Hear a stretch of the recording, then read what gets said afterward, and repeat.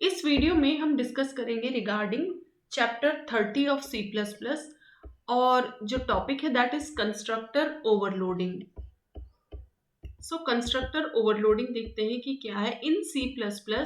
Constructor overloading is a concept in object oriented programming OOP where the user can define multiple constructors with the same name in a class with each having a different parameter list। तो यहाँ पे क्या है, जैसे function overloading का concept है कि same function name होगा बट डिफरेंट डिफरेंट उसमें आप पैरामीटर्स पास कर सकते हैं, तो पर्पस उसका अलग हो जाता है लेकिन नेम सेम रहेगा। वैसे ही कंस्ट्रक्टर ओवरलोडिंग में आप सेम नेम के मल्टीपल कंस्ट्रक्टर्स डिफाइन कर सकते हैं बट उनकी जो पैरामीटर लिस्ट होगी दैट वुड बी डिफरेंट, वो अलग अलग होगी।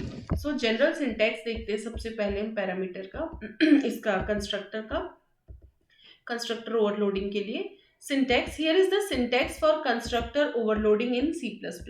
तो सबसे पहले वही क्लास नेम, पहले हम एक क्लास डिफाइन करेंगे कंप्लीट, उसके ये पब्लिक फंक्शंस में हमने ले लिया, पहला कंस्ट्रक्टर ले लिया, ये डिफॉल्ट कंस्ट्रक्टर हो गया। कंस्ट्रक्टर विद नो पैरामीटर्स, तो वही क्लास के नेम का ही नाम होता है कंस्ट्रक्टर का, फिर जो भी हम कोड देंगे वो हो गया। तो ये तो आपका डिफॉल्ट कंस्ट्रक्टर हो गया क्योंकि इसमें कोई पैरामीटर्स नहीं है। फिर हम लेंगे कंस्ट्रक्टर विद वन पैरामीटर, तो जो भी टाइप होगा और हम एक पैरामीटर पास करेंगे उसमें, इसका अपना अलग कोड होगा, इनिशियलाइजेशन कोड यूजिंग पैरामीटर 1। सो देखिए कंस्ट्रक्टर का नेम सेम है लेकिन अब यहाँ पे वन पैरामीटर, एक पैरामीटर हमने ले लिया, तो ये हो गया कंस्ट्रक्टर विद वन पैरामीटर। तो कंस्ट्रक्टर ओवरलोडिंग में देखिए और भी कंस्ट्रक्टर्स हम लेंगे, विद टू पैरामीटर्स भी लेंगे और मोर देन टू पैरामीटर्स भी ले सकते हैं। ऐसे ही आप कितने भी कंस्ट्रक्टर्स यहाँ पे डिफाइन कर सकते हैं, इस क्लास में इंक्लूड कर सकते हैं, उनकी पैरामीटर्स की लिस्ट बस डिफरेंट हो जाएगी। सो देखिए यहाँ पे class name, type parameter 1, initialization code using parameter 1, फिर कंस्ट्रक्टर विद टू पैरामीटर्स में क्लास नेम वही कंस्ट्रक्टर का नाम, एंड देन टाइप, दो टाइप के दो पैरामीटर्स हैं तो इनका अलग अलग जो भी इन पैरामीटर्स के टाइप होंगे, then parameter 1 param 2, then initialization code using param 1 and param 2, मतलब ये दो पैरामीटर्स हो गए। Now constructor with more parameters if needed, यदि इससे अधिक पैरामीटर्स की भी जरूरत है according to requirement of the user, या उस प्रोग्राम की रिक्वायरमेंट है कि और भी पैरामीटर्स यूज करने, then we can do that also. So constructor with more parameters if needed, तो यहाँ तीन पैरामीटर्स सपोज हमने ले लिए, पैरम 1 पैरम 2 एंड पैरम 3, और इसके जो भी टाइप्स इन पैरामीटर्स के वो हो गए। नाउ यहाँ पे होगा initialization code using param 1 param 2 and param 3। Now यहाँ पे देखिए ये क्लास हमने एंड कर दी, अब इसके एक्चुअल प्रोग्राम्स देखेंगे और यूजेस देखेंगे इसके। सो कुछ एग्जाम्पल देखते हैं कंस्ट्रक्टर ओवरलोडिंग के। Example of constructor overloading, in this example we will see how constructor overloading allows the rectangle class to have multiple constructors। rectangle class एक लेंगे और उसके multiple constructors हम define करेंगे, each with a different parameter list। हर एक constructor की अपनी अलग parameter list होगी। when we create an object of the rectangle class, the compiler automatically chooses the constructor that perfectly fits based on the arguments passed। जब हम object create करेंगे उस class का, रेक्टेंगल क्लास का, तो उस ऑब्जेक्ट में कोई पैरामीटर हो सकता है कि कोई आर्गुमेंट पास ही ना हो, तो कंपाइलर अपने अकॉर्डिंग जो भी कंस्ट्रक्टर फिट होगा उस ऑब्जेक्ट के लिए, उस कंस्ट्रक्टर को ऑटोमेटिकली कॉल कर देगा। देखिए यदि एक ऑब्जेक्ट क्रिएट किया जिसमें कोई आर्गुमेंट पास नहीं है तो कौन सा कंस्ट्रक्टर कॉल होगा, डिफॉल्ट कंस्ट्रक्टर। यदि एक पैरामीटर पास्ड है, एक आर्गुमेंट पास्ड है, तो कंस्ट्रक्टर विद वन पैरामीटर वो ऑटोमेटिकली कंपाइलर उसको चूज कर लेगा और उस सिचुएशन में कॉल कर देगा उस ऑब्जेक्ट के लिए। यदि एक ऑब्जेक्ट है जिसमें दो आर्ग्यूमेंट्स पास है तो constructor with two parameters call हो जाएगा। ऐसे ही बेस्ड ऑन कि कितने आर्ग्यूमेंट्स पास हैं तो उसके अकॉर्डिंग जो भी सुटेबल कंस्ट्रक्टर होगा उसको कॉल कर लिया जाएगा बाय द कंपाइलर। इसी को कहते हैं कंस्ट्रक्टर ओवरलोडिंग। सो देखिए when we create an object of the rectangle class, the compiler automatically chooses the constructor that perfectly fits based on the arguments passed, showing how constructor overloading provides flexibility। तो कैसे constructor overloading हमें flexibility provide कर रहा है कि बार बार अलग अलग functions नहीं डिफाइन करने पड़ रहे, ऑब्जेक्ट को जब क्रिएट कर रहे तभी हम आर्ग्यूमेंट्स पास करके कंस्ट्रक्टर को कॉल कर सकते हैं और उस ऑब्जेक्ट को इनिशियलाइज भी कर सकते हैं। सो एग्जाम्पल देखते हैं। Complete here is the following example of constructor overloading in C++। तो जैसे हैश इंक्लूड आईओ स्ट्रीम, फिर using name space STD, rectangle नाम की क्लास ली। तो एक रेक्टेंगल में क्या एट्रीब्यूट्स हो सकते हैं, लेंथ ब्रेड्थ या लेंथ विड्थ कह लीजिए, ब्रेड्थ को ही विड्थ भी कहते हैं, लेंथ विड्थ हो गया। फिर हम अलग अलग कंस्ट्रक्टर्स डिफाइन करेंगे। तो डिफॉल्ट कंस्ट्रक्टर है, उसमें नो पैरामीटर्स हैं। देन इसमें क्या, रेक्टेंगल नाम की हमने क्लास ली, लेंथ में हमने 1 वैल्यू ले ली एंड विड्थ में 1 ले ली, ठीक है। Now constructor with 1 parameter, square मतलब एक ही, दोनों लेंथ ब्रेड्थ दोनों को साइड एक ही चीज पास कर रहे हैं, तो दोनों लेंथ और विड्थ जब सेम होते हैं तो उसको क्या कह देते हैं, वो रेक्टेंगल ना कहला के वही चीज स्क्वायर कहलाएगी।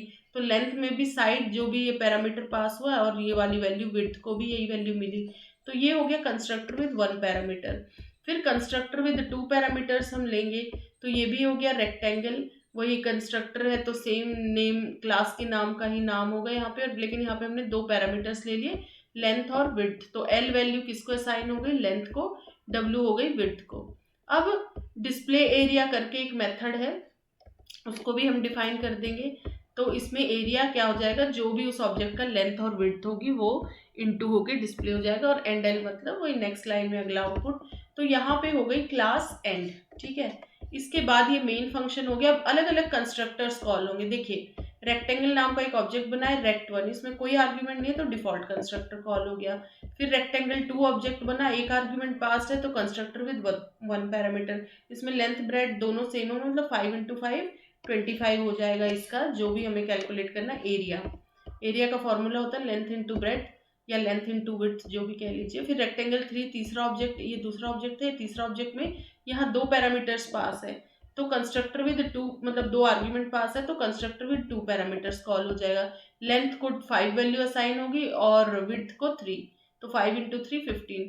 फिर रेक्टेंगल 1 का डिस्प्ले एरिया करेंगे तो क्या होगा आपका, देखिए दोनों की नो पैरामीटर्स पास थे तो ऑटोमेटिकली डिफॉल्ट वैल्यूज पास हो गई है 1 1, तो इसका एरिया क्या आ जाएगा 1, देखिए पहले का। और फिर दूसरा है रेक्टेंगल 2 का डिस्प्ले एरिया, तो इसमें वैल्यू क्या पास हो जाएगी, ये 1 पैरामीटर वाली 5 इंटू 5 मतलब 25 स्क्वायर हो गया ये। फिर ये रेक्टेंगल 3 डिस्प्ले एरिया, इसका 15, 5 इंटू 3 2 आर्ग्यूमेंट से लेंथ विड्थ की, ठीक है। तो जैसे नो आर्ग्यूमेंट डिफॉल्ट वाला था वो भी स्क्वायर की तरह ही काम करेगा, क्योंकि 1 इंटू 1 क्या आपका वही हो गया, लेंथ विड्थ भी सेम हो गई। सो ये हो गया कंस्ट्रक्टर ओवरलोडिंग का एग्जाम्पल। अब हम देखते हैं explanation. Firstly we defined a class rectangle with 2 public member variables length and width. हमने एक क्लास रेक्टेंगल डिफाइन किया और उसमें 2 पब्लिक मेंबर वेरिएबल्स ले लिए, वो क्या क्या है, लेंथ और विड्थ। ये तो था first point. Now second point देखते हैं। Then a default constructor rectangle with values length and width equal to 1। फिर हमने एक डिफॉल्ट कंस्ट्रक्टर बनाया, मतलब डिफॉल्ट कंस्ट्रक्टर डिफाइन किया रेक्टेंगल, और उसमें लेंथ और विड्थ की वैल्यूज को हमने क्या कर दिया, इनिशियलाइज टू 1, दोनों को ही 1 ले लिया। उसके बाद देन कंस्ट्रक्टर्स विद 1 पैरामीटर, जिसमें रेक्टेंगल और इंट साइड करके और लेंथ विड्थ दोनों को ही ये सेम ही साइड जो है असाइन कर दी, तो वो क्या हो गया, एक तरीके से स्क्वायर हो गया। और फिर हमने बनाया कंस्ट्रक्टर विद 2 पैरामीटर्स उसमें इंट एल इंट डब्ल्यू, ये एल वैल्यू किसको असाइन हो गई, लेंथ को, और डब्ल्यू विड्थ को।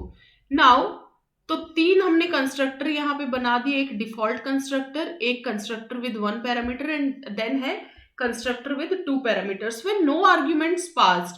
जो कोई भी आर्ग्यूमेंट पास नहीं करेंगे हम, जैसे रेक्टेंगल 1 जो ऑब्जेक्ट हमने बनाया रेक्टेंगल क्लास का, तब यहाँ पे हमने कोई आर्ग्यूमेंट पास नहीं किया, तो कौन सा कंस्ट्रक्टर कॉल होगा, default constructor. The default constructor is called initializing length and width to 1 तो लेंथ और विड्थ की वैल्यू क्या हो गई 1। और जब एक आर्ग्यूमेंट पास करेंगे, when 1 argument is passed, rectangle rect 2 5 मतलब एक पैरामीटर पास हुआ है, एक आर्ग्यूमेंट पास हुई है, तो constructor with 1 parameter is called. So यहाँ पे initialising both length and width to 5। Then when 2 arguments are passed, rectangle rect 3 ये ऑब्जेक्ट जब बना और 2 arguments पास हुई 5 और 3, the constructor with 2 parameters is called initializing length to 5 and width to 3. Now अब benefits क्या होते हैं कंस्ट्रक्टर ओवरलोडिंग के। Constructor overloading provides various benefits, making it an essential feature for creating flexible and efficient classes. तो इसके बहुत सारे benefits होते हैं, ये एक एसेंशियल फीचर है जिसकी ये एक फ्लेक्सिबिलिटी और एफिशिएंसी प्रोवाइड करता है क्लासेस को। सबसे पहले देखते हैं फर्स्ट पॉइंट क्या है, flexibility in object initialization. It gives you multiple ways of initializing an object और मल्टीपल इनिशियलाइजेशन ऑप्शंस। इसमें ऑब्जेक्ट को हम मल्टीपल वेज से इनिशियलाइज कर सकते हैं और बहुत सारे इनिशियलाइजेशन के ऑप्शंस हैं हमारे पास। जैसे आप जब ऑब्जेक्ट क्रिएट करेंगे तो हो सकता है कि कोई भी आपको डिफॉल्ट वैल्यूज देनी हो तो डिफॉल्ट कंस्ट्रक्टर हो गया, या एक पैरामीटर एक आर्ग्यूमेंट पास करनी है तो कंस्ट्रक्टर विद वन आर्ग्यूमेंट को आप कॉल कर सकते हैं।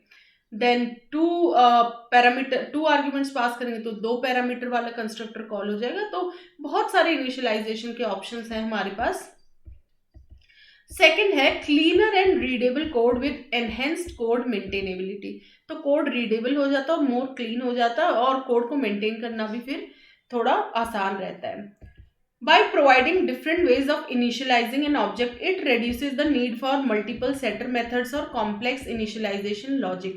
अलग से ना ऑब्जेक्ट्स को इनिशियलाइज करने के लिए जो वैल्यूज सेट करने के लिए सेटर मेथड्स बनते हैं, अलग अलग सेटर मेथड्स नहीं बनाने पड़ेंगे और ना ही इनिशियलाइज करने का कोई कॉम्प्लेक्स लॉजिक यूज करना पड़ेगा। सिंपली जो है ऑब्जेक्ट क्रिएट करते वक्त आर्ग्यूमेंट्स पास करनी है और कॉरस्पॉन्डिंग कंस्ट्रक्टर कॉल हो जाएगा। तो इसकी मदद से फिर क्या होता है, इट अवॉइड्स रेडंडेंसी, अननेसेसरी का जो कोड लिखा जाता है वो उसकी ज़रूरत नहीं है।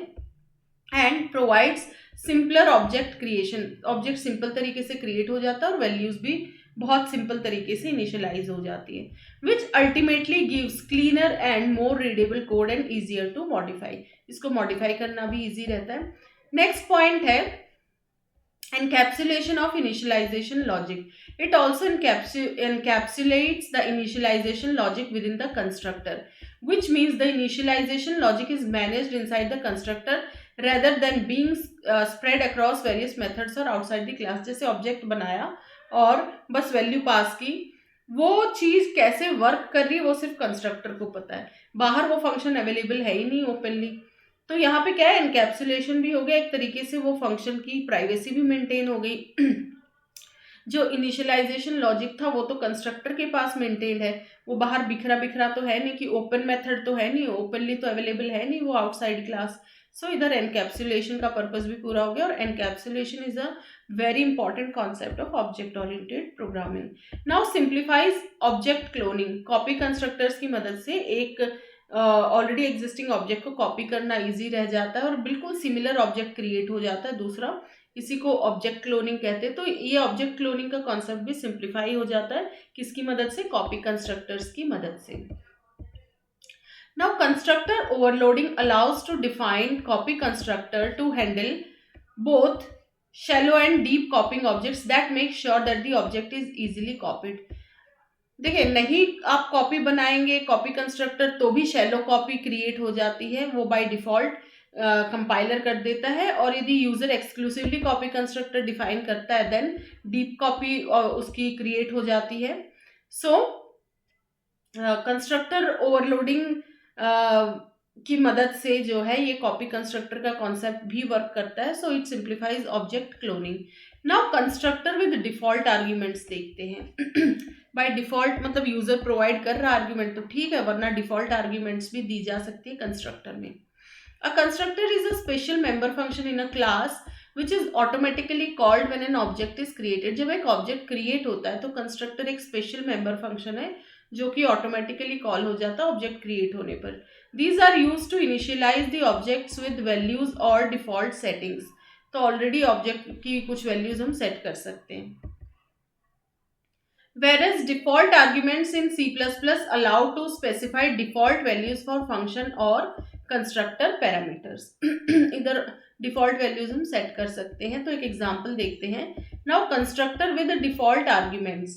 A constructor with default arguments is a constructor that allows for the creation of an object using optional parameters. Optional parameter से पैरामीटर पास किए तो ठीक है, नहीं पास किए तो जो बाय डिफॉल्ट वैल्यू है वो मिल जाएगी। वेरिएबल को, where the default values for the parameters are provided. Parameters की ऑलरेडी कुछ डिफॉल्ट वैल्यूज होती है, यदि आर्ग्यूमेंट्स पास की तो ठीक है, नहीं पास की तो वो डिफॉल्ट वैल्यूज यूज हो जाएंगी। So when the user doesn't pass any values the default value is use. Pass कर दी नई वैल्यू तो वो यूज हो जाएगी, अदरवाइज डिफॉल्ट वैल्यू यूज हो जाएगी। ये एक एग्जाम्पल से समझेंगे तो इजिली समझ आएगा। So let's see the syntax. Here is the syntax given for the constructor with default arguments. हमने एक क्लास बनाई, क्लास नाम की, क्लास नेम नाम की, ठीक है, ये क्लास बनी, इसमें पब्लिक हमने ले लिया, ये एक फंक्शन कंस्ट्रक्टर है, ये पैरामीटराइज्ड कंस्ट्रक्टर। तो क्लास नेम, पैरामीटर टाइप, जो भी टाइप का पैरामीटर है, फिर पैरामीटर का नाम और उसको जो भी वैल्यू हम देना चाहते हैं, फिर कॉमा, यदि कोई दूसरा पैरामीटर है तो पैरामीटर नेम 2, उसका जो भी टाइप है और उसको डिफॉल्ट वैल्यू 2। ये तो जनरल सिंटैक्स हो गया। अब क्लास हमने एंड कर दी। सो डेफिनेटली कंस्ट्रक्टर का तो सेम नेम रहेगा। Here the constructor has the same name as the class, then default values are provided for one और मोर पैरामीटर्स। इन दो पैरामीटर्स को हमने डिफॉल्ट वैल्यू प्रोवाइड कर दी। नाउ, और ज़रूरी नहीं है हर एक को डिफॉल्ट वैल्यू देना, हो सकता है एक ही पैरामीटर को हम वैल्यू देना चाह रहे हो। If no value is passed by the user then this default value will be used. यदि यूजर अपनी तरफ से कोई वैल्यू पास नहीं करेगा तो ये डिफॉल्ट वैल्यूज यूज हो जाएंगी। Now example of constructor with default arguments. Constructor का एग्जाम्पल लेंगे जहां पर डिफॉल्ट आर्ग्यूमेंट्स का यूज हुआ है। Here is the following example for constructor with default arguments. So let's see an example. Hash include IOStream using namespace std function with a default argument. Suppose print message नाम का हमने एक function लिया और इसमें हम डिफॉल्ट एक message pass कराना चाह रहे हैं, डिफॉल्ट आर्ग्यूमेंट। तो मैसेज क्या स्ट्रिंग टाइप का है, वेरी पैरामीटर, ठीक है। तो message string message equal to, ये मैसेज हमें by default suppose hello tutorials point learner, या जो भी आप गुड मॉर्निंग लिखना चाहें तो you can write good morning, whatever message you want to give, और ये एज अ मैसेज आपको डिस्प्ले हो जाएगा। एंड देन ये एंड एल, फिर int main calling the function without an argument. Without कोई आर्ग्यूमेंट नहीं देंगे तो ऑटोमेटिकली हमारा क्या डिस्प्ले हो जाएगा, ये hello whatever you have written, then prints the default message. Suppose hello world आपने लिखा है तो ये हेलो वर्ल्ड आ जाएगा। इसको आप बल्कि चेंज कर सकते हो, make it hello world, hello world ये वाला कर लीजिएगा, ठीक है, हेलो वर्ल्ड। तो ये आपका टाइप हो गया। देन कॉलिंग द फंक्शन, फिर अपनी तरफ से यदि आर्ग्यूमेंट दे दी तो ये डिफॉल्ट वाली रिप्लेस हो जाएगी और वो नई वाली आर्ग्यूमेंट आ जाएगी। जैसे प्रिंट मैसेज हमने दे दिया हाय देयर, तो ये कस्टम मैसेज आ जाएगा हाय देयर, मतलब ये hello world this will be replaced, ठीक है। प्रिंट मैसेज, तो अब देखते हैं यहाँ पे, पहले में देखिए ये हेलो वर्ल्ड लिखो या hello whatever learner you can write, then next में हाई देयर लिख दिया, इट डजेंट मैटर क्या आप प्रिंट करा रहे हैं। नाउ देखिए, अब इसमें एक्सप्लेनेशन देखते हैं। अब फंक्शन जस्ट प्रिंट मैसेज और नो आर्ग्यूमेंट यदि आपने इधर था, दैट मीन्स डिफॉल्ट जो पैरामीटर था वो वैल्यू आ जाएगी। Is created giving a parameter of the default value, जो भी मैसेज प्रिंट कराना आपको। नाउ नेक्स्ट है नाउ इन मेन। अब मेन में प्रिंट मैसेज फंक्शन कॉल हुआ है, इसमें कोई आर्ग्यूमेंट नहीं है तो ऑटोमेटिकली जो बाय डिफॉल्ट था वो आ जाएगा। वेरएज फिर एक आर्ग्यूमेंट यदि पास करेंगे print message hi there, then we explicitly pass the value, हमने एक वैल्यू पास कर दी string value, so this will, तो ये ओवरराइड कर देगा डिफॉल्ट आर्ग्यूमेंट को, ठीक है। तो ये हो गया constructor with default arguments. Now multiple default arguments देखते हैं। कंस्ट्रक्टर विद, अभी तो सिंगल डिफॉल्ट आर्ग्यूमेंट देखा था, constructor with multiple default arguments. A constructor with multiple default arguments gives the user access to specify default values for more than one parameter. एक parameter से अधिक के लिए हम डिफॉल्ट वैल्यूज दे सकते हैं। This provides more flexibility and access to pass any combination of arguments. तो इसमें ज़्यादा फ्लेक्सिबिलिटी मिल जाती है और किसी भी कॉम्बिनेशन ऑफ आर्ग्यूमेंट्स हम यूज़ कर सकते हैं, मतलब जिनकी कुछ की डिफॉल्ट वैल्यूज कुछ की वैल्यू पास की तो वो असाइन हो जाएगी, कुछ की वैल्यू नहीं भी पास की तो जो डिफॉल्ट वैल्यूज है वो रिप्लेस हो जाएंगी। Now here is the following example for constructor with multiple default arguments. So यहाँ पे देखिए hash include iostream using name space STD, box नाम की हमने क्लास बनाई, उसमें पब्लिक एट्रीब्यूट्स ले लिया हमने, length width and height. Now constructor with multiple default arguments हम ले रहे हैं, तो इसका सपोज वॉल्यूम निकालना चाह रहे हैं, ये देखिए इस तरीके से अभी तो वॉल्यूम नहीं, इस वाले मेथड से हम वॉल्यूम भी निकाल सकते, बट फिलहाल हम सिर्फ लेंथ, विड्थ और हाइट को डिस्प्ले कराएंगे। तो एक बॉक्स लेंगे, उसमें उसकी बाय डिफॉल्ट लेंथ हमने क्या पास कर दी 5, डब्ल्यू में 10 और एच में 2।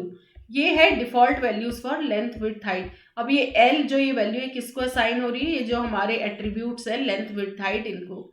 डब्ल्यू वैल्यू विड्थ को असाइन हुई और एच जो है हाइट को। मतलब लेंथ कितनी हो गई 5, विड्थ कितनी हो गई 10 and your height would be 2। ये तो हो गया constructor with multiple default arguments. फिर वॉइड डिस्प्ले में लेंथ में क्या आ जाएगा, जो भी लेंथ की वैल्यू है, विड्थ में विड्थ की वैल्यू एंड हाइट में हाइट की, एंड देन नेक्स्ट लाइन में योर आउटपुट। फिर ये क्लास हमने एंड कर दी यहाँ पे। देन मेन फंक्शन शुरू हुआ। फिर अलग अलग ऑब्जेक्ट्स हम क्रिएट करेंगे। Create objects with different number of arguments. तो एक बॉक्स 1 नाम का हमने एक ऑब्जेक्ट बनाया, किस क्लास को बिलोंग करेंगे सारे ऑब्जेक्ट्स, बॉक्स को। इसमें कोई आर्ग्यूमेंट्स नहीं है, दैट मीन्स ये तीनों डिफॉल्ट आर्ग्यूमेंट्स पास हो जाएंगे, ठीक है, लेंथ, विड्थ और हाइट की। जिसमें कोई आर्ग्यूमेंट अपनी तरफ से यूजर ने पास नहीं की, दैट मीन्स लेंथ कितनी है 5, डब्ल्यू 10 एंड एच 2। तो इसका जब देखिए डिस्प्लेइंग द ऑब्जेक्ट्स वैल्यूज, जब बॉक्स वन डॉट डिस्प्ले हम करेंगे ये वाला मेथड, तो इसकी लेंथ, विड्थ, हाइट कितनी आएगी जो डिफॉल्ट है। तो लेंथ कितनी आएगी 5, विड्थ 10 एंड 2। तो चेक कर लेते, देखिए पहले वाले के लिए आउटपुट क्या आया, लेंथ 5, विड्थ 10 एंड हाइट 2। अब नेक्स्ट ऑब्जेक्ट देखते हैं बॉक्स 2। बॉक्स 2 में क्या वैल्यू ली हमने, सिर्फ एक आर्ग्यूमेंट पास की, तो ये किसको अलॉट हो जाएगी, पहले वाले को। लेंथ हो जाएगी 15, बाकी विड्थ और हाइट हमने पास ही नहीं करी, तो ये डिफॉल्ट वैल्यूज ले लेगा। विड्थ हो जाएगी 10 एंड हाइट हो जाएगी 2। तो सेकंड वाले ऑब्जेक्ट के लिए क्या होगा 15, 10, 2। देखिए ठीक है, ये रहा बॉक्स 2 डॉट डिस्प्ले। जब इसकी वैल्यूज को डिस्प्ले करेंगे तो 15, 10, 2। क्यों 15 आया हमें पता चल गया, क्योंकि एक आर्ग्यूमेंट हमने पास की थी। फिर एक तीसरा ऑब्जेक्ट बनाएंगे बॉक्स 3, उसमें दो आर्ग्यूमेंट्स है 15 एंड 20। तो लेंथ क्या हो जाएगी सही इस ऑब्जेक्ट के लिए, थर्ड वाले के लिए, लेंथ 15, फिर विड्थ क्या पास की है 20, तो सेकंड वाले को 20 हो गया विड्थ को। हाइट हमने पास ही नहीं करी, तो हाइट ये डिफॉल्ट वैल्यू ले ली जाएगी 2। तो 15, 20, 2। ये बॉक्स 3 को जब डिस्प्ले करेंगे, बॉक्स 3 डॉट डिस्प्ले, तो इसकी लेंथ क्या होगी 15, width 20 and height would be 2। अब बॉक्स 4 ये ऑब्जेक्ट क्रिएट किया, इसमें हमने तीनों आर्ग्यूमेंट्स पास कर दी, तो लेंथ क्या होगी, लेंथ 15। तो इस वाले ऑब्जेक्ट के लिए देखिए 15 जो लास्ट ऑब्जेक्ट है उसमें हमने पास की है वैल्यू, क्या क्या 15 है, 20 है एंड 25। तो length 15, 20, width 20 and height would be 25। तो 15, 20, 25। ठीक है, जब बॉक्स 4 को डिस्प्ले करेंगे तो इसकी लेंथ, ब्रेड्थ, विड्थ देखिए 15, 20, 25। तो चारों ऑब्जेक्ट्स एक ही हमने यहाँ पे कंस्ट्रक्टर बनाया, मल्टीपल डिफॉल्ट आर्ग्यूमेंट्स दे दिए और अलग अलग ऑब्जेक्ट्स क्रिएट कर लिए, तो ऑटोमेटिकली वैल्यूज असाइन हो गई। यदि यूजर ने पास कर दी तो ठीक है, वो वैल्यू रिप्लेस हो जाएगी डिफॉल्ट वाली। अदरवाइज जो डिफॉल्ट नहीं पास की कोई वैल्यू, तो जो डिफॉल्ट वैल्यूज है वो असाइन हो जाएंगी। नाउ इसका एक्सप्लेनेशन देख लेते हैं। Firstly the class box is defined. सबसे पहले क्लास बॉक्स को डिफाइन किया गया, उसमें 3 पब्लिक मेंबर वेरिएबल्स हमने लिए, लेंथ, विड्थ एंड हाइट भी रहेगा। ठीक है, यहाँ पे ये लिखना भूल गए, लेंथ, विड्थ और हाइट। कंस्ट्रक्टर क्या बनाया हमने, बॉक्स कंस्ट्रक्टर। लेंथ में 5 वैल्यू दे दी, W 10 H 2। ये तीनों पैरामीटर्स, ये वैल्यूज किसको असाइन हो जाएगी, लेंथ, विड्थ और हाइट को। This has default arguments for all 3 parameters.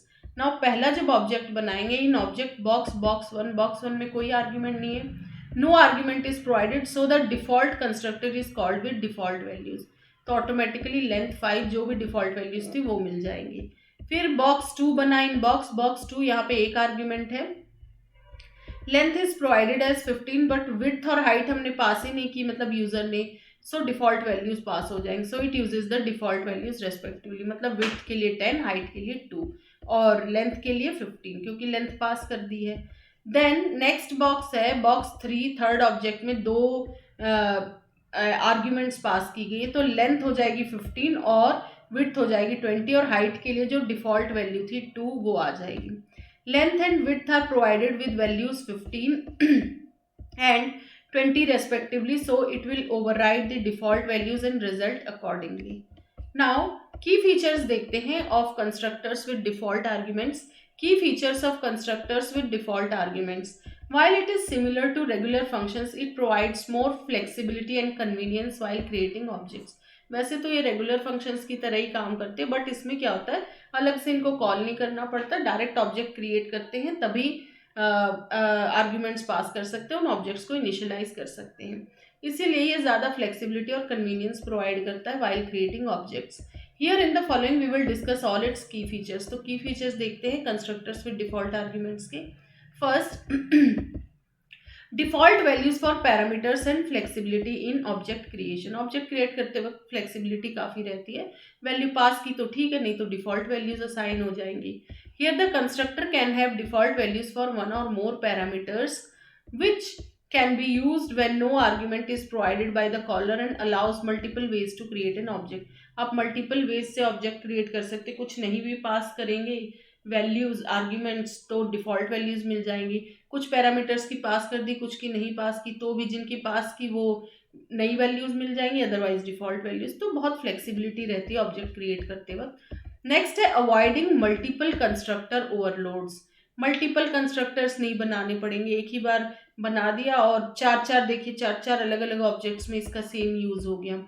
You might need to load the constructor for every combination of arguments which will make the code bulkier. ज़्यादा code बन जाएगा, heavy code हो जाएगा. But with default arguments the constructor can be written once and it will handle different cases automatically. अलग अलग parameter के लिए आपको अलग अलग कंस्ट्रक्टर नहीं बनाने पड़ेंगे. आपको एक बार कंस्ट्रक्टर बना दे डिफॉल्ट वैल्यू का और वो अलग अलग केसेस ऑफ ऑब्जेक्ट्स में वो ऑटोमेटिकली वो हैंडल कर लेगा accordingly. Order of default arguments. In the case of multiple default value parameters, you cannot skip default arguments in the middle once you start providing defaults from the right. आप यहाँ पे default values का particular एक order ही follow करेंगे, इसको बीच में नहीं छोड़ सकते. इसका वो सही होना चाहिए ऑर्डर. जैसे बॉक्स बनाया इंट लेंथ 1, तो फिर डब्ल्यू में सपोज हमने कोई वैल्यू नहीं दी, बट एल में वैल्यू है और डब्ल्यू में कोई नहीं है, तो ऐसे नहीं चलेगा. ठीक है, सो ये इनवैलिड हो जाता है. इंट एल की वैल्यू और डब्ल्यू सिर्फ ऐसे ही छोड़ दिया तो it is invalid. Now default arguments can be used with const members. Constant members के साथ भी डिफॉल्ट आर्ग्यूमेंट्स को यूज कर सकते हैं.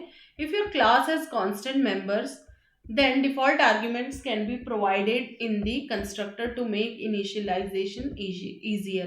यदि क्लास में कांस्टेंट मेंबर्स हैं देन डिफॉल्ट आर्ग्यूमेंट्स को प्रोवाइड किया जा सकता है ताकि इनिशियलाइजेशन को इजी किया जा सके. जैसे बॉक्स नाम की क्लास है, उसमें पब्लिक कुछ एट्रीब्यूट्स और ये कांस्टेंट एट्रीब्यूट्स हैं length and width. Const int length width, तो box int L equal to 5, W equal to 10, तो इन कांस्टेंट वेरिएबल्स को भी हम इनिशियलाइज कर सकते हैं. तो ये एल वैल्यू किसको असाइन हो जाएगी, लेंथ को, और ये डब्ल्यू वैल्यू किसको असाइन हो जाएगी, विड्थ को.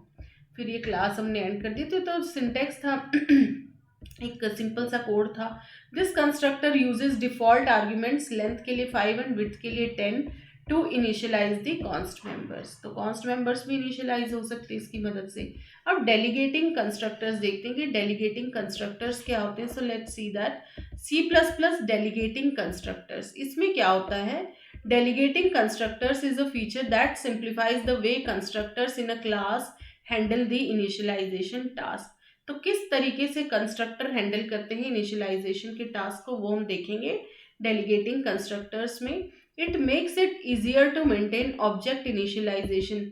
इसकी मदद से भी ऑब्जेक्ट इनिशियलाइजेशन ईजी होता है, रिडंडेंसी रिड्यूस होती है. And by allowing one constructor to call another in the same class. ये जो डेलीगेटिंग कंस्ट्रक्टर्स का कॉन्सेप्ट है ना, इसमें क्या होता है, एक कंस्ट्रक्टर दूसरे कंस्ट्रक्टर को बुला सकता है उसी पर्टिकुलर क्लास में. सो देखते हैं इसके यूजेस क्या है. Use of delegating constructors in class design. Multiple constructors are often used to handle different initialization scenarios. बहुत सारे कंस्ट्रक्टर्स का यूज होता है डिफरेंट इनिशियलाइजेशन सिनेरियोज को हैंडल करने के लिए. However, this can lead to repetitive code because each constructor may duplicate similar initialization logic. तो repetitive code के chances रहते हैं, तो वही redundancy बढ़ जाती है. और क्या होता है, sometimes सेम ही कंस्ट्रक्टर जो है दोबारा से लिखा जा सकता है, सेम इनिशियलाइजेशन लॉजिक है, तो वैसे केसेस में डेलीगेटिंग कंस्ट्रक्टर्स का कॉन्सेप्ट आ जाता है. देखिए, by using the delegating constructors code redundancy can be avoided, unnecessary का क्यों कोड लिखा, तो वो रेडिडेंसी अवॉइड हो जाती है। A single main constructor can handle most initialization task while other constructors delegate to it. एक कंस्ट्रक्टर बहुत सारे इनिशियलाइजेशन टास्क को हैंडल कर सकता है और अदर कंस्ट्रक्शन डेलीगेट कर सकते हैं, मतलब उसको एक तरीके से यूज कर सकते हैं, कॉल कर सकते हैं उसको। This approach follows the DRY principle क्या होता है, don't repeat yourself and makes the code easier to maintain, बार बार वो रिपीटेबिलिटी नहीं होगी कोड की। अब सिंटेक्स देखते हैं हम डेलीगेटिंग कंस्ट्रक्टर्स का, syntax of delegating constructors. Now the syntax for a delegating constructor involves calling another constructor in the initializer list. यहाँ दूसरे कंस्ट्रक्टर को कॉल कर लिया जा रहा है, कैसे देखिए, एक एग्जाम्पल नाम की हमने क्लास बनाई, उसमें पब्लिक हमने ये कंस्ट्रक्टर्स की बात करेंगे हम यहाँ पे। तो देखिए प्राइमरी कंस्ट्रक्टर, ये तो प्राइवेट डाटा हो गया, ये एट्रीब्यूट डाटा एक इंट एट्रीब्यूट है, प्राइवेट एक्सेस स्पेसिफायर है इसका। सो ये प्राइवेट एट्रीब्यूट हो गया डाटा। अब पब्लिक में हमने दो कंस्ट्रक्टर्स ले लिए, देखिए एक तो प्राइमरी नॉर्मल कंस्ट्रक्टर ले लिया और एक डेलीगेटिंग कंस्ट्रक्टर ले लिया। तो प्राइमरी कंस्ट्रक्टर तो नॉर्मल वही जैसे क्लास के नेम का नेम यूज कर लिया कंस्ट्रक्टर में, उसमें एक पैरामीटर पास किया वैल्यू इंट, और ये वैल्यू ये पैरामीटर किसको पास हो गया, किसको असाइन हो गई ये वैल्यू, डाटा को, डाटा जो कि एक प्राइवेट एट्रीब्यूट है। डेलीगेटिंग कंस्ट्रक्टर सपोज इसी को कॉल करना चाह रहा है, तो एग्जाम्पल यहाँ कोई आर्ग्यूमेंट्स नहीं है, और ये सपोज इस जीरो को, जो भी जीरो वैल्यू है सपोज, तो इसको ये यदि कॉल करना चाह रहा है, मतलब यहाँ इनिशियल वैल्यू क्या प्रोवाइड कर दी हमने, जीरो, आर्ग्यूमेंट भी पास कर दी और इस प्राइमरी कंस्ट्रक्टर का भी यूज कर लिया। तो इसने सिर्फ क्या किया, इसको कॉल कर लिया, लेकिन इसमें क्या किया, इसने वैल्यू अपनी तरफ से डिफॉल्ट वैल्यू जीरो पास कर दी, ठीक है। सो ये हो गया डेलीगेटिंग कंस्ट्रक्टर। अब देखते हैं यहाँ पे मीनिंग क्या क्या है इसके। पहला क्या है, दी एग्जाम्पल इंट वैल्यू जो है, it is the main constructor that does the real initialization, तो इसी का काम है। बट डेलीगेटिंग कंस्ट्रक्टर सिर्फ इसको कॉल कर रहा है और वैल्यू क्या पास कर दी इसने, जीरो। सेकेंड है, example is a delegating constructor that calls example int value with a default value of zero, तो इसमें आर्ग्यूमेंट पास कर दी उसने जीरो। अब रूल्स क्या है, rules for using delegating constructors, इसके रूल्स हम देख लेते हैं। The following rules are applied when using delegating constructors in C++11 and later. At least C++11 version और उसके बाद के वर्जन्स में ये रूल्स अप्लाई होते हैं जब भी डेलीगेटिंग कंस्ट्रक्टर्स का यूज होगा। पहला क्या होगा, a constructor can delegate to only one other constructor in C++11 and later. ये बहुत सारे कंस्ट्रक्टर्स को डेलीगेट नहीं कर सकता, तो एक ही को कॉल कर सकता है कोई भी constructor. Now delegation must occur with in the same class, और ये सेम क्लास के अंदर ही होना चाहिए। Circular delegation like a x और फिर ए एक्स वापिस से ए को, जो एक बार किसी को कॉल कर लिया तो वापिस से वाइस वर्सा नहीं होगा कि वो भी उसको कॉल कर सकता, नहीं, it is prohibited and will result in a compile time error. अब एग्जाम्पल देखते हैं डेलीगेटिंग कंस्ट्रक्टर्स का। Example of delegating constructors, here is a basic simple program for delegating constructors. So let's see that, hash include string, IO stream, फिर student class, फिर public, ये हम लेंगे यहाँ पे कंस्ट्रक्टर्स डिफरेंट। अब देखिए यहाँ पे सबसे पहले एट्रीब्यूट्स देख लेते हैं, private attributes, standard string, using name space STD हमने नहीं लिखा, इसीलिए इस तरीके से लिखना पड़ रहा है हमें बार बार एसटीडी, और यूजिंग नेम स्पेस एसटीडी यदि ऊपर लिखते हैं तो ये सब नहीं लिखना पड़ता है, जहाँ भी एसटीडी लिखा ना इस तरीके से, सी आउट के साथ भी नहीं। तो ये एक एग्जाम्पल ये भी है कि यदि यूजिंग नेम स्पेस एसटीडी हम नहीं लिखेंगे तो बार बार हमें ये एसटीडी ऐसे लिखना पड़ेगा, स्ट्रिंग के आगे भी, सी आउट के आगे भी। पर यदि यूजिंग नेम स्पेस एसटीडी लिखते तो इसको लिखने की जरूरत नहीं होती बार बार। बट बाई चांस सपोज इस एग्जाम्पल में हमने नहीं लिया, तो यहाँ यदि लेते यूजिंग नेम स्पेस एसटीडी तो सिर्फ स्ट्रिंग नेम लिखना पड़ता। तो ठीक है, हम यही मेन तो में हमारा फोकस इसी पे है कि नेम नाम का एक वेरिएबल लिया है स्ट्रिंग टाइप का, ठीक है, और एज हमने इंट टाइप का वेरिएबल, और ग्रेड डबल, ये सारे प्राइवेट एट्रीब्यूट्स हो गए, name age and grade private attributes किस क्लास के, स्टूडेंट क्लास के। अब प्राइमरी कंस्ट्रक्टर क्या कर रहा है, देखिए हम इधर डिफाइन कर रहे हैं, कॉन्स्ट स्ट्रिंग एम्परसेंड नेम, फिर एज, नेम एज ग्रेड, फिर ये नेम जो है ये किसको असाइन हो गया, नेम वाले वेरिएबल को, मतलब जो एट्रीब्यूट है, एज को, और ग्रेड को, ठीक है, ये नेम की रेफरेंस पास कर दी हमने, ये तो अलग अलग तरीके होते हैं लिखने के। Delegating constructor with default grade, हम कुछ डिफॉल्ट ग्रेड सपोज हम फिक्स कर देना चाह रहे कि ग्रेड 0 है सपोज, तो स्टूडेंट कॉन्स्ट इधर सिर्फ 2 ही पास करेंगे हम पैरामीटर्स। तो डेलीगेटिंग कंस्ट्रक्टर क्या करेगा, इस प्राइमरी कंस्ट्रक्टर को ही कॉल करेगा, बट ये क्या करेगा, दो वेरिएबल्स जैसे जो 2 पैरामीटर्स है नेम और एज, तो ये इस तरीके से इसने पास कर दी, और थर्ड जो ग्रेड है वो 0 देना चाह रहा है, तो डेलीगेटिंग कंस्ट्रक्टर को स्टूडेंट को कॉल किया इसने, और नेम एज तो इसकी वाली नेम एज हो जाएगी, और यहाँ पे 0 वैल्यू पास कर दी ग्रेड में। तो कोड यही यूज होगा इसका प्राइमरी कंस्ट्रक्टर का, बट इसने वैल्यूज आर्ग्यूमेंट्स पास कर दी, मतलब इसको कॉल कर लिया स्टूडेंट कंस्ट्रक्टर को। Now delegating constructor with default age and grade, अब नेम बस अलग से पास होगा, बाकी डिफॉल्ट वैल्यूज सपोज एज और ग्रेड दोनों को डिफॉल्ट वैल्यूज देनी है तो आर्ग्यूमेंट्स पास करनी है 18 और 0.0 एज और ग्रेड में। तो ये स्टूडेंट जो ये डेलीगेटिंग कंस्ट्रक्टर है किसको कॉल कर रहा है, इसी मेन प्राइमरी को स्टूडेंट को, बट इसमें सिर्फ नेम ये वाली पास हो जाएगी, अदरवाइज डिफॉल्ट वैल्यूज 18 और ये एज एन आर्ग्यूमेंट पास हो गई, मतलब 18 एज किसको असाइन हो जाएगी, एज को, एंड 0.0 जो ग्रेड है वो ग्रेड में चली जाएगी। नेम जो भी नया एज एन आर्ग्यूमेंट पास होगा ऑब्जेक्ट क्रिएट करते वक्त वो आ जाएगा। तो ये डेलीगेटिंग कंस्ट्रक्टर्स हो गए।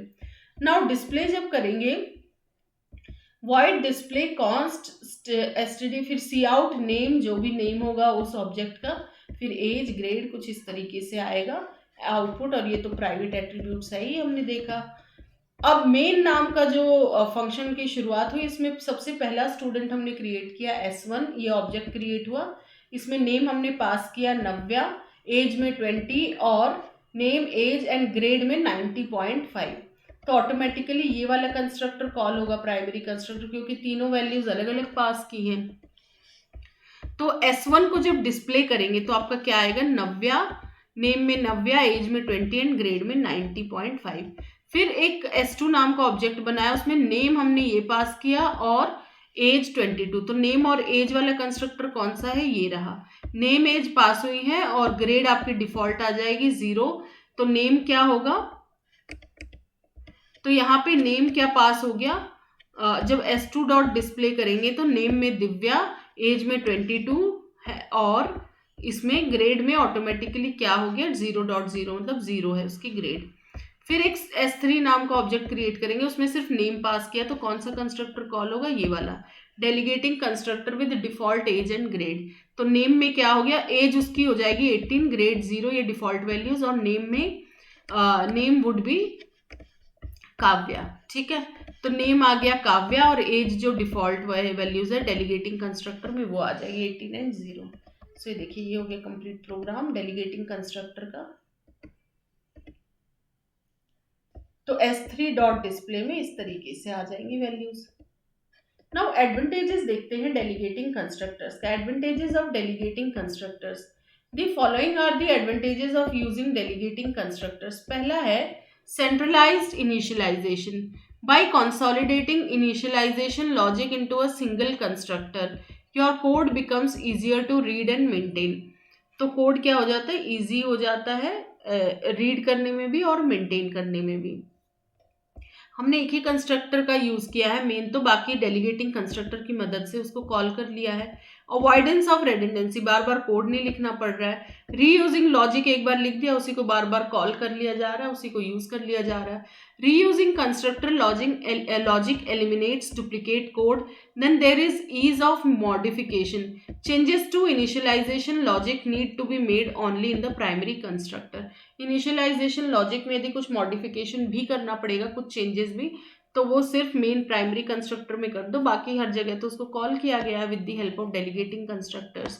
सो इस चैप्टर में इतना ही। एक बार इसका ओवरव्यू ले लेते हैं कि हमने इस चैप्टर में क्या क्या पढ़ा। So let's see that. So chapter number 30 of C++ में हमने देखा कंस्ट्रक्टर ओवरलोडिंग का कॉन्सेप्ट, देन उसका सिंटेक्स, एग्जाम्पल देखा कंस्ट्रक्टर ओवरलोडिंग का, देन उसके बेनिफिट्स देखे, फिर कंस्ट्रक्टर विद डिफॉल्ट आर्ग्यूमेंट्स देखा,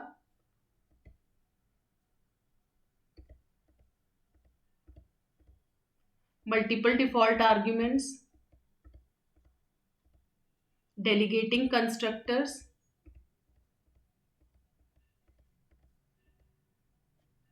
सो इस वीडियो में इतना ही। Thank you so much.